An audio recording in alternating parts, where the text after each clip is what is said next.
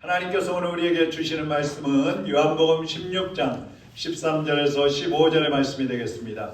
우리 다 같이 한 목소리로 또박또박 같이 읽겠습니다. 그러나 진리의 성령이 오시면 그가 너희를 모든 진리 가운데로 인도하시리니 그가 스스로 말하지 않고 오직 들은 것을 말하며 장래일을 너희에게 알리시리라. 그가 내 영광을 나타내리니 내 것을 가지고 너희에게 알리시겠음이라. 무릇 아버지께 있는 것은 다 내 것이라. 그러므로 내가 말하기를 그가 내 것을 가지고 너희에게 알리시리라 하였노라. 아멘. 하나님 아버지, 이 시간에 우리에게 말씀하여 주시옵소서. 우리의 마음이 옥토밭이 되게 하시고 우리의 심령이 하나님의 말씀을 받기에 합당한 마음이 되게 하여 주시옵소서. 주께서 말씀하실 때에 우리 모두 겸손하게 아멘으로 받게 하여 주옵시고 하나님의 음성을 들은 대로 순종하며 실천하며 행하여서 열매 맺는 삶이 되게 하여 주시옵소서. 종에게도 성령이 함께하여 주시어서 주님이 원하시는 말씀만을 증거하게 하여 주시옵소서. 예수 그리스도의 이름으로 기도하옵나이다.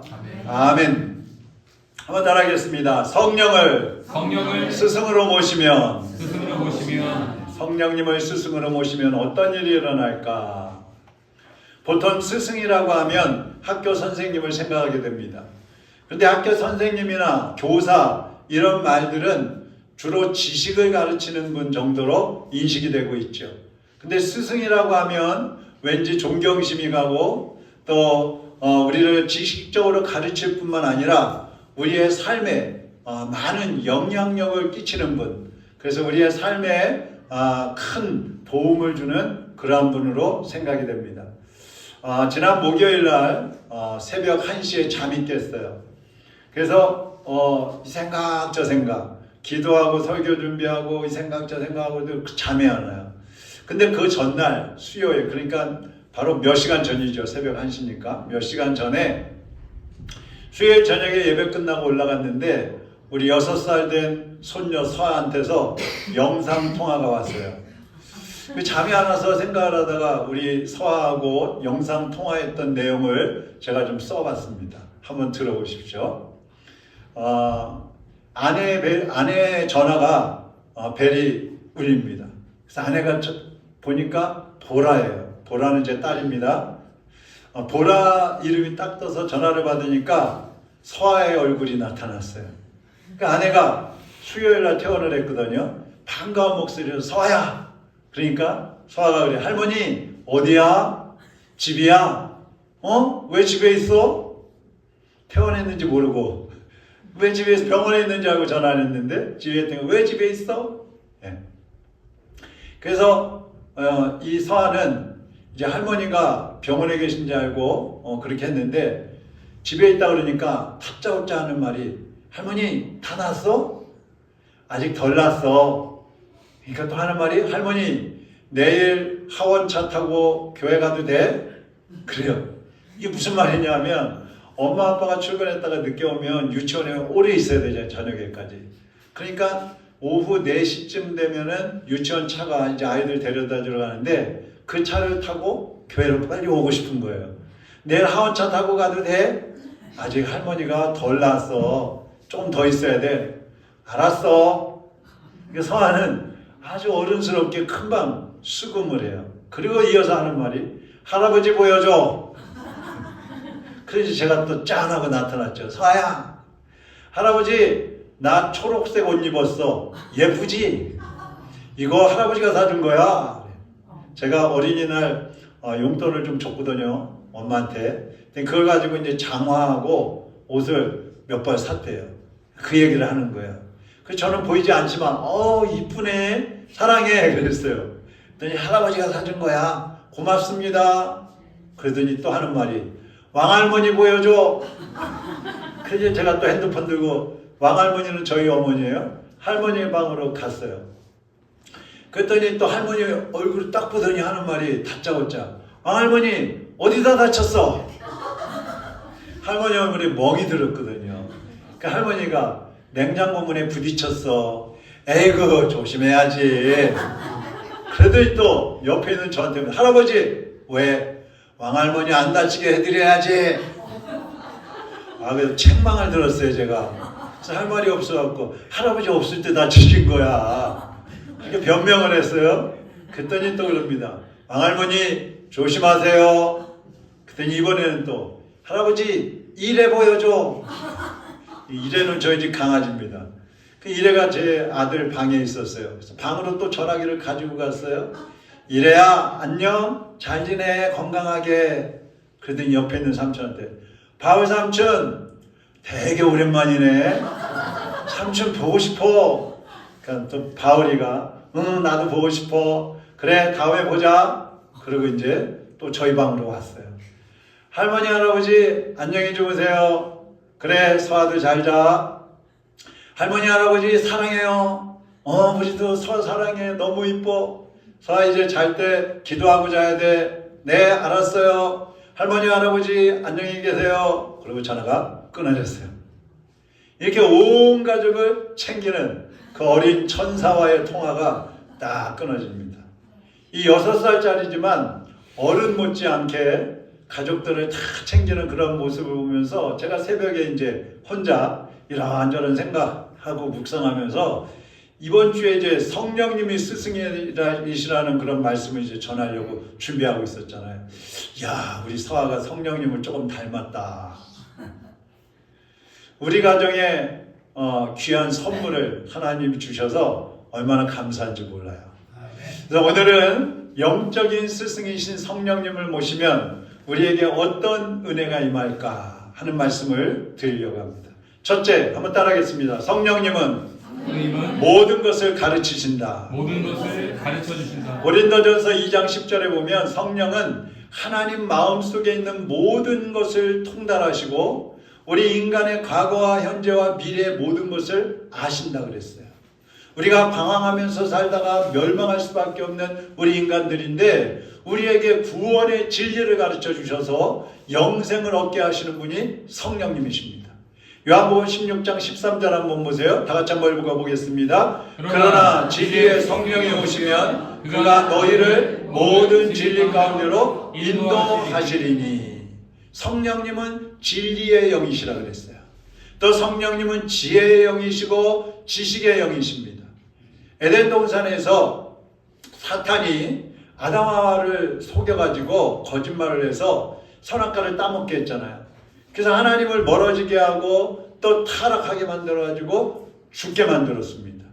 근데 지금도 사탄은 그럴듯한 거짓말을 가지고 우리 성도들을 또 세상 사람들을 속이는 거예요. 제 친구 목사 중에 한 사람이 얼마 전에 이 비트코인이라는 거 있잖아요. 비트코인. 그 뭐 자세히 뭔지 몰라도 괜찮습니다. 비트코인에 투자를 하면 한 달에 100만 원씩 이자를 준다 그래가지고 홀라당 속아가지고 4천만 원을 투자를 했대. 돈도 많아야죠 그냥. 근데 몇 달 들어오더니 그 다음부터 끊어져 버린 거야. 그리고 그 사람은 수조 원을 해먹고 이 사람 저 사람한테 그렇게 했겠죠. 수조 원을 해먹고 지금 감옥에 들어가 있다는 거예요. 예수님이 공생애를 시작하실 때 사탄이 찾아왔어요. 그러면서 천하 만국의 영광을 다 보여주면서 예수님에게 나한테 한 번만 절하면 이 천하의 모든 영광을 너에게 줄게. 그때 예수님께서 사탄아 물러가라 물리쳐 버리시죠. 근데 여러분 지금도 사탄은 천사처럼 위장하고 우리에게 접근해 옵니다. 그리고 자기를 따라오면 건강하게 해주겠다 그러고 부자도 만들어준다 그러고 자녀도 잘되게 해주겠다 그러기도 하고 또 소원을 이루어주겠다고 하면서 우리를 유혹을 하는 거예요. 이것이 마귀예요. 그런데 우리 성령님은 어떻습니까? 우리가 죄인이라는 것을 먼저 깨닫게 해주시고요. 우리가 죄를 벗고 영생을 얻으려면 십자가에 못 박혀 죽으신 예수님 그리고 3일 만에 부활하신 그 예수님을 믿어야 하는 이 진리, 이 복음을 우리에게 가르쳐 주시는 분이 성령님이신 것입니다. 이 구원의 진리를 가르쳐 주셔서 눈물과 한숨과 그 죽음의 공포 속에 살아가던 우리에게 생명을 주시고 천국의 기쁨과 평안을 누리게 하시는 분이 성령님이시란 말이에요.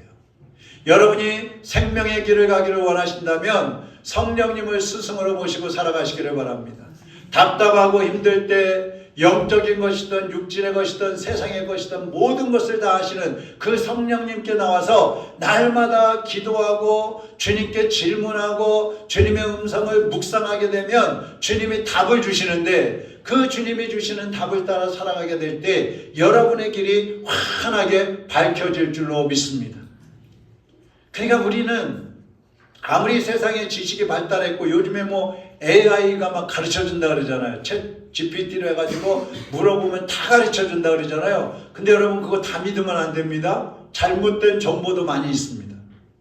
근데 우리 성령님은 세상의 지식뿐만 아니라 하늘의 지식, 복음의 지식, 진리까지도 우리에게 확실하게 가르쳐 주심을 통해서 세상에서 살아가는 것도 어떻게 살아가야 하는지 가르쳐 주시지만, 우리가 어떻게 구원받고 우리의 영원한 생명은 어떠한 삶인지까지 다 가르쳐 주셔서 우리가 세상으로 나가지 않고 하나님의 자녀로 영생을 누리게 주시는 거예요. 그래서 우리는 성령님을 스승으로 모시고 살아가야 하는 것입니다. 두 번째로 성령님은 따라하겠습니다. 변화시키시고 성장케 하신다. 성령님은 전능하신 하나님이에요. 그렇기 때문에 영적인 것뿐만 아니라 인격적인 것, 성품, 우리의 정신, 우리의 육체까지도 새롭게 하실 수 있는 분이에요. 성령님과 함께 살면 믿음이 자라납니다. 인격이 성장합니다. 성품이 성장합니다. 변화됩니다. 그래서 하나님의 사람으로 살아가기에 합당한 모습으로 바뀌어지는 거예요. 그래서 누구든지 그리스도 안에 있으면 새로운 피조물이라. 새로운 피조물이라는 말은요, 우리의 영혼육이 다 바뀌어진다는 거예요. 우리의 생활도 바뀌어진다는 거예요. 사도행전 2장에 보면 사도들과 120명의 성도들이 마가다락방에 모여서 기도를 합니다. 예수님이 부활하시고 승천하시면서 내가 너희들에게 성령을 보내줄 테니까 모여서 기도하면서 기다려라, 그렇게 말씀하셨어요. 그래서 마가다락방에 모여서 기도하다가 열흘 만에 성령을 받습니다. 성령님께서 각 사람의 머리 위에 불처럼 임하셨다고 그랬어요. 그런데 이들이 성령을 받고 나니까 변화됐는데요, 원래 이 제자들은 겁쟁이 중에 겁쟁이에요. 부활하신 예수님을 보고도 믿지 못했어요. 그랬던 제자들이 다 변화가 되는데요, 담대하게 예수 그리스도의 십자가와 예수님이 부활하셨다는 것을 세상에 나가서 증거를 하는 겁니다. 여러분 보세요. 예수님의 제자들 중에 성미 급한 사람이 누구예요? 베드로잖아요. 성미가 급한 베드로가요, 그 성미 급한 성격이 열정으로 바뀌었어요. 그래서 복음을 전하는 열정으로 바뀌어가지고 사도들 중에 가장 훌륭한 사도 중에 한 사람이 된 겁니다. 의심 많았던 제자가 누구예요? 도마예요. 그 의심이 많던 도마가 확신에 넘쳐가지고 인도에 가서 복음을 전하다가 순교를 합니다. 예수님의 제자들 중에 소심한 제자가 누굴까요? 요한이에요. 요한. 그 소심했던 여성스러웠던 요한이 사랑의 사도로 바뀌어져 버립니다. 예수님의 제자 중에 정치적으로 하면, 요즘 말로 하면 극우가 있어요. 극우. 나라를 위해서는 목숨까지도 바친다 말하는 그런 극우가 있었어요. 그 사람이 시몬이에요. 시몬. 열성파예요. 그런데 그 열정, 그 극우와 같은 그런 마음을 가지고 있던 사람이 오직 예수로 바뀌어져 버린 거예요. 성령이 임하시니까 바뀌어지는 거예요. 성령님은요, 마음이 약한 사람들을 담대하게 해주십니다. 부족한 사람을 온전케 해주십니다. 없는 사람을 있게 하십니다. 무능한 사람을 능력 있게 해주시는 분이 성령님이십니다. 성령을 보시면요, 악한 사람이 선하게 바뀌어집니다. 교만했던 사람들이 겸손하게 바뀌어집니다. 강팍했던 사람들이 온유한 사람으로 바뀌어집니다. 거짓되게 살았던 사람들이 진실한 사람으로 변화가 돼가지고 하나님의 일꾼이 되는 거예요. 할렐루야. 제 신학교 동기 중에 2명이 깡패 출신이 있어요. 2명. 근데 한 명은요, 제가 신학교 2학년 때 시험을 보는데 이 친구가 컨닝을 하다가 걸렸어, 교수님한테. 그 교수님이 시험지를 뺏어가 버렸어. 그랬더니 화가 나니까 교탁 옆에 있던 화분을 들어가지고 교수님한테 집어던지고 또 하나는 창문 밖으로, 거기가 4층이거든요. 창문 밖으로 그냥 집어 던져버린 거예요. 그게 퇴학이 됐어요. 퇴학. 신학교 들어왔다가 목사도 못되고 그냥 퇴학돼 버렸어요. 또 한 명도 깡패 가지고 이 친구는 감옥에까지 갔어요. 근데 그 감옥에서 17살의 감옥에 갔는데 거기서 예수님을 믿게 된 거예요. 그리고서 이 친구는 제가 신학교 다닐 때 많이 도와줬던 친구예요. 그때는 결혼도 안 했던 때여가지고 학교에서 집에 왔다 갔다 혼자 다녔거든요. 그러면 같이 막 버스 타고 같이 데려다 주기도 하고 태워주기도 하고 막 그랬던 친구인데 그 친구는 예수님 믿고 완전히 변화돼가지고 주의 종이 된 거예요. 여러분, 성령을 모시면은요, 우리가 끊지 못하겠다고 하는 거 있잖아요. 술이든 담배든 뭐 마약이든 도박이든 또 바람 피우던 사람들 뭐 예수님 믿고 성령 받으면요 다 바뀌어질 수 있는 거예요. 다 끊어질 수 있는 거예요. 여러분이 교회 나와서 조금씩이라도 지금 변화되고 있다면 여러분 안에 성령님이 계시는 거예요. 그런데 내가 교회를 다니면서도 5년, 10년이 됐는데도 마음속에서는 반발이 일어나고 회의가 일어나고 의심이 일어나고 세상에서 하던 것들을 끊지 못하고 그대로 살아가고 있다면 아직까지도 성령을 모시지 못한 거예요. 성령님이 내 안에 계시다면, 분명히 내 안에 성령님을 모셨다면 우리가 부족한 사람이라는 것, 우리가 죄인이라는 것이 먼저 인정이 되는 거예요. 난 죄인이구나, 난 부족하구나, 난 연약한 존재구나, 나는 죽을 수밖에 없는, 심판을 받을 수밖에 없는 죄인이야. 이게 깨달아지는 거예요. 인정이 되는 거예요. 그리고 예수님을 마음에 모셔드리게 되는 겁니다. 예수님을 믿고 영접할 때 하나님의 영이신 성령님께서 우리에게 찾아오시는 것입니다. 사랑하는 여러분, 오늘 겸손한 마음으로 예수 그리스도를 주인으로 영접하시기를 바랍니다. 그래서 이제는 여러분이 혼자 살지 마시고 성령님과 함께 성숙한 그리스도인으로 살면서 하나님의 일꾼들로 살아가시기를 주님의 이름으로 축원합니다. 세 번째로 성령을 모시면 성령님은 따라하겠습니다. 성령님은 우리의 보호자시다. 할렐루야. 요한복음 14장 16절과 18절 한번 읽어보겠습니다. 16절 같이 읽습니다. 내가 아버지께 구하겠으니 그가 또 다른 보혜사를 너희에게 주사 영원토록 너희와 함께 있게 하니. 18절 내가 너희를 보아와 같이 버려두지 아니하고 너희에게로 오리라. 아멘. 자, 여기 16절 한번 보세요. 내가 아버지께 구하겠으니 그가 또 뭐라 그랬어요? 다른 보혜사를 너희에게 주사 그랬어요. 자, 다른 보혜사라고 했으니까 보혜사가 이미 계시는 거죠. 그 보혜사가 누구예요? 예수님이에요. 또 다른 보혜사를 보내주겠다고 했는데 또 다른 보혜사는 누구겠어요? 성령님이십니다.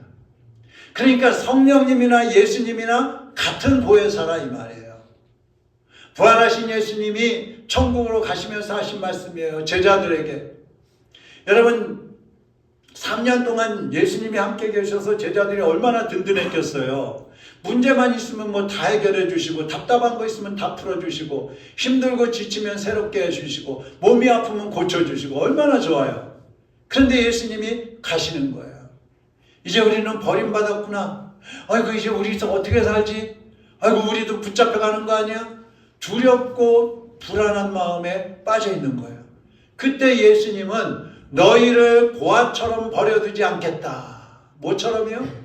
고아처럼. 너희를 고아처럼 버려두지 않겠다. 그러면서 다른 보혜사를 보내주시겠다고 약속하시는 거예요. 그분이 바로 성령님이십니다. 보혜사라는 뜻이 뭐예요? 위로자, 변호자, 상담자, 보호자 이런 뜻이 있어요. 성령님은 여러분이 문제에 부딪혀서 어떻게 해야 할지 몰라서 불안해하고 두려워하고 염려할 때에 여러분을 찾아오셔서 상담해 주시는 거예요. 너 왜 그렇게 불안해하니? 너 왜 그렇게 염려하니? 너 왜 그렇게 힘들어하니? 나한테 말해봐. 성령님이 우리의 상담자가 되어주셔요. 여러분이 슬퍼하고 여러분이 절망하고 있을 때 성령님이 찾아오셔서 여러분을 또 위로해 주시는 겁니다. 괜찮아. 내가 있잖아. 내가 너를 회복시켜 줄게. 내가 너와 함께 해줄게. 우리를 위로해 주시는 거예요. 사탄이 우리를 죄인이라고 막 고발을 할 때 성령님이 오셔서 아니야, 저 사람은 죄인이 아니야. 이미 예수 그리스도의 피로 죄사함을 받았고 의인이 되었어. 그러면서 우리 성령님께서 또 우리를 변호해 주시는 거예요. 이 보혜사 성령님에 대해서는 이제 수요일날, 돌아오는 수요일날 설교할 차례라서 그때 다시 한번 하게 되겠습니다. 스가랴 3장에 보면요, 스가랴 선지자가 환상을 보는 거예요. 근데 대제사장 여호수아가 더러운 옷을 입고 하나님 앞에 서 있습니다. 더러운 옷을 입었어요. 이건 죄악의 옷을 말하는 거예요. 더러운 옷을 입고 하나님과 천사들 앞에 서 있고 그 옆에는 사탄이 서 있는 거예요. 근데 사탄이 막 하나님 앞에 그러는 거예요. 하나님, 저 대제사장 여호수아는요, 대제사장인데요, 죄를 지어가지고 저렇게 더러운 옷을 입고 있어요. 오늘날 말하면 그러는 거예요. 하나님, 저 임석빈이는요, 목사라고 하면서 저렇게 죄짓고 더럽게 살고 있어요. 그렇게 막 고발을 하고 있는 거예요. 그때 하나님께서 사탄에게 조용히 해. 너는 입 닥치고 있어. 그리고서 여호수아 그 옆에 서 있는 천사들에게 저 여호수아가 입고 있는 더러운 옷을 벗기고 아름다운 옷과 관을 씌워줘라. 그렇게 말씀을 합니다. 한번 보실까요? 스가랴 3장 4절 5절입니다. 같이 읽어보겠습니다. 여호와께서 자기 앞에 선자들에게 명령하사 그 더러운 옷을 벗기라 하시고 또 여호수아에게 이르시되 내가 내 죄악을 제거하여 버렸으니 내게 아름다운 옷을 입히리라 하시기로 내가 말하되 정결한 관을 그의 머리에 씌우소서 하매 곧 정결한 관을 그 머리에 씌우며 옷을 입히고 여호와의 천사는 곁에 섰더라. 아멘. 내가 너의 더러운 옷, 그 죄악의 옷을 벗겨버리리라. 할렐루야. 하나님은요, 여호수아가 입고 있던 그 더러운 죄악의 옷을 벗기시고 아름다운 의의 옷, 의의 면류관을 씌워주시고 입혀주셨습니다. 여러분이 죄 가운데 살 때에 마귀는 하나님 앞에 고발하는 거예요. 하나님 아버지, 저 아무개는요 죄인이에요. 지옥 보내세요. 불태워버리세요. 막 고발해요. 그때 우리 하나님께서는 예수님을 통해서 우리가 죄사함을 받았기 때문에, 예수님의 피로 죄 씻음을 받았기 때문에 아니다, 아무개는 이제는 죄인이 아니다, 의인이다. 내가 그의 죄악의 옷을 벗겨버렸느니라, 의의 옷을 입혀주었느니라. 할렐루야. 예수님이 가르쳐주신 기도에 보면은요, 우리를 시험에 들게 하지 마옵시고 다만 악에서 구하옵소서, 이렇게 기도하라고 예수님이 가르쳐 주셨어요. 그게 무슨 말이에요? 우리는 언제 사고를 당할지, 언제 병에 걸릴지, 언제 사탄의 시험에 걸려서 넘어져가지고 타락할지 아무도 장담할 수 없어요. 그래서 날마다 여러분 아침에 일어나시면 꼭 기도해야 될 내용이, 주님 오늘도 시험에 들지 않게 해주세요. 주님 오늘도 나의 삶 속에, 우리 가족들의 삶 속에, 우리 성도들의 생활 속에 악한 일을 만나지 않도록 도와주세요. 그 기도를 하셔야 돼요. 그래서 저는 새벽마다 기도할 때 여러분의 안전을 위해서, 악에 걸리지 않게 해달라고, 마귀의 시험에 걸려 넘어지지 않게 해달라고 항상 여러분을 위해서 기도하고 있어요. 근데 여러분도 여러분 자신을 위해서 그 기도를 하셔야 된단 말입니다. 하나님께서 지켜주시지 않으면은요, 우리 자녀들도 안전할 수 없어요. 배우자도 안전할 수 없어요. 문 밖에 한 발자국만 내딛어도요, 어떻게 될지 아무도 알 수 없어요. 집안에서도 무슨 일이 일어날지 아무도 알 수 없어요.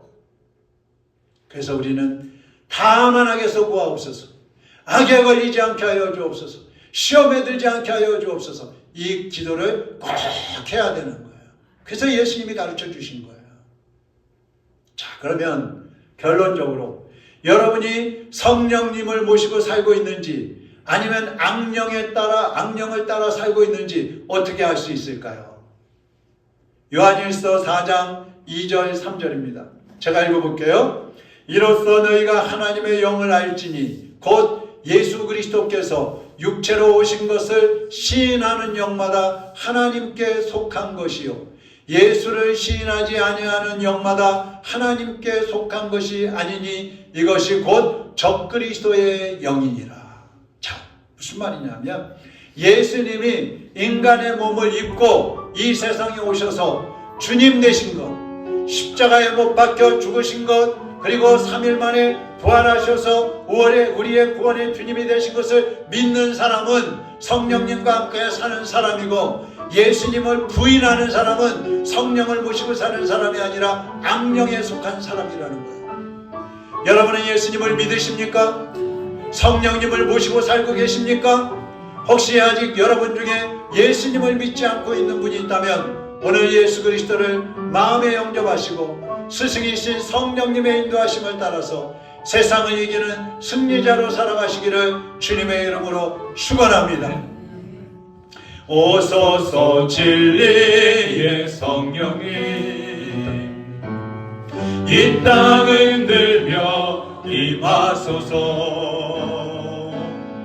거짓과 탐욕 죄악에 무너진 우리 가슴 정케 하소서. 오소서 내 성령님, 오소서 은혜의 성령님, 하늘 가르고 임하소서.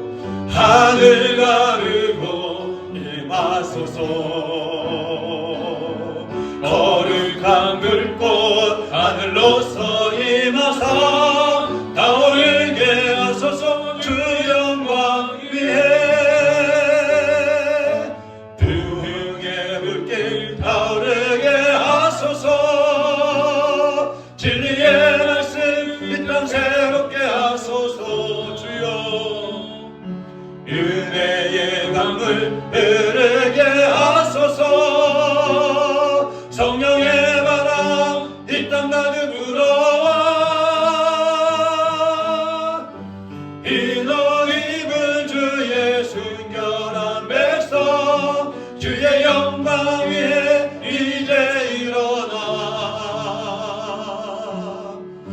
열방을 치유하며 행진하는 영광의 그날을 주소서. 함께 기도하겠습니다.